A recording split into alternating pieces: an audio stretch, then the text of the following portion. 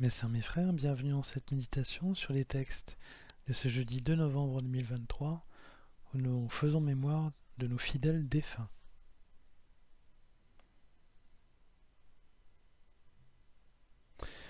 Nos défunts attendent leur libération. Les défunts reposent en paix, mais ils reposent avec le fruit de leurs actions, comme le dit l'apôtre Jean dans le livre de l'Apocalypse qui nous est présenté en texte de ce jour, lorsqu'il est dit « Leurs actes les suivent ».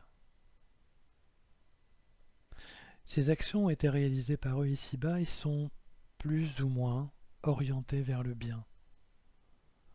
Le jugement dernier déterminera alors la puissance de salut qui sera donnée à chacun en fonction du bien commis, mais aussi selon la connaissance de Dieu et de l'évangile de chacun. En effet, il y a des défunts morts dans l'ignorance du salut, de Dieu et de la résurrection, pour qui le jugement sera clément. Et il y a des défunts morts dans l'espérance de la résurrection qui ont dû orienter leur vie en fonction de cette espérance. Ils devront expliquer pourquoi leur vie n'a pas été aussi pure qu'elle aurait dû l'être. Évidemment, tout cela est dit avec des mots d'être humain limité. Cela fera partie du cheminement final que de continuer à s'examiner et à examiner le sens de nos actions.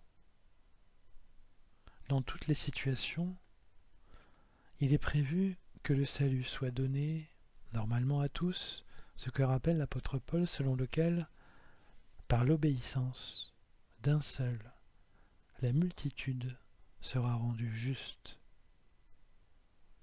Nous avons tous vocation à être sauvés. Cela dépendra de notre application à avoir suivi Jésus-Christ dans le bien.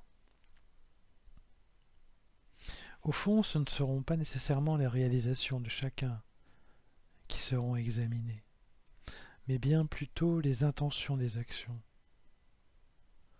Toute personne a le désir de sainteté, en elle, laissé par Dieu, ce que nous rappelle le psalmiste lorsqu'il dit « L'angoisse grandit dans mon cœur, tire-moi de ma détresse, vois ma misère et ma peine, enlève tous mes péchés. » Nous avons tous en nous, au tréfonds de notre cœur, le désir de bien faire. Mais la société, ou les mauvais conseils, ou encore les influences nuisibles peuvent étouffer ce désir. Il nous faut rester alors ferme dans la foi ou dans la volonté de bien faire pour se sentir parfois impuissant comme Paul face au péché. L'aveu de faiblesse est ce qui permet à Jésus de se faire sentir et de se faire connaître. C'est là qu'il nous parle et qu'il nous montre un chemin vers Dieu et qu'il nous montre la sainteté. Jésus dans l'Évangile nous l'assure lorsqu'il dit « Dans la maison de mon Père, il y a de nombreuses demeures. Sinon vous aurais-je dit « Je pars » pour préparer une place ?» Jésus ne siégera pas seul. Il sera seul, assis à la droite du Père, mais il ne sera pas seul à vivre avec le Père.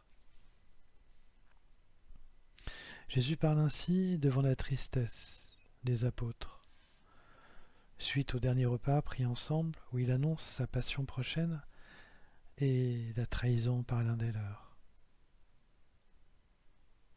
Il s'agit là de son dernier discours.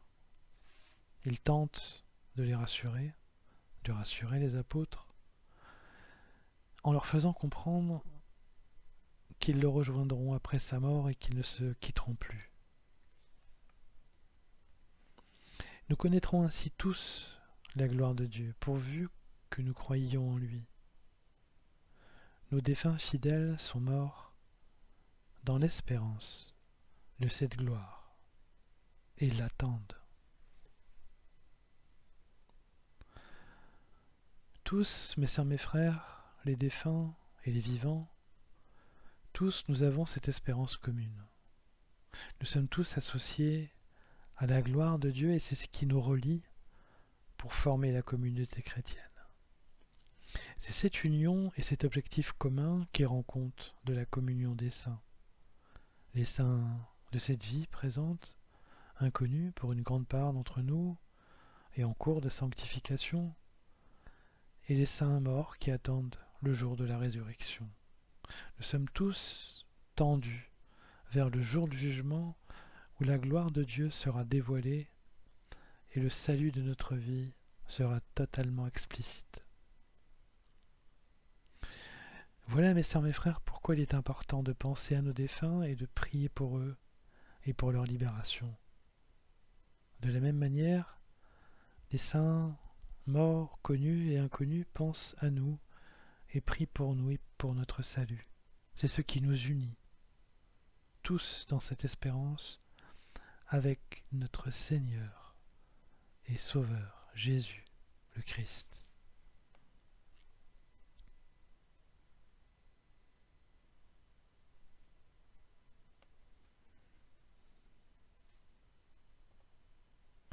Mes sœurs, mes frères, après cet instant de méditation sur les textes de ce jour consacrés à nos défunts qui attendent leur libération, je nous invite à la prière.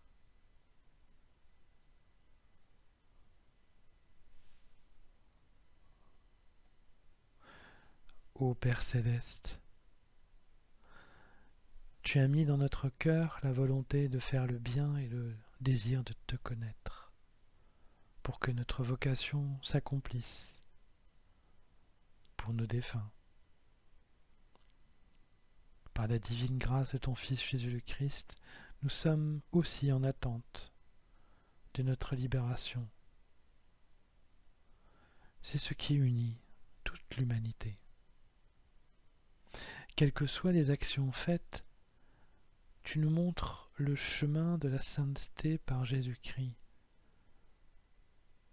Que nous puissions nous aussi nous endormir dans cette espérance, afin que notre joie soit complète et qu'elle demeure en nous par Jésus-Christ. Amen.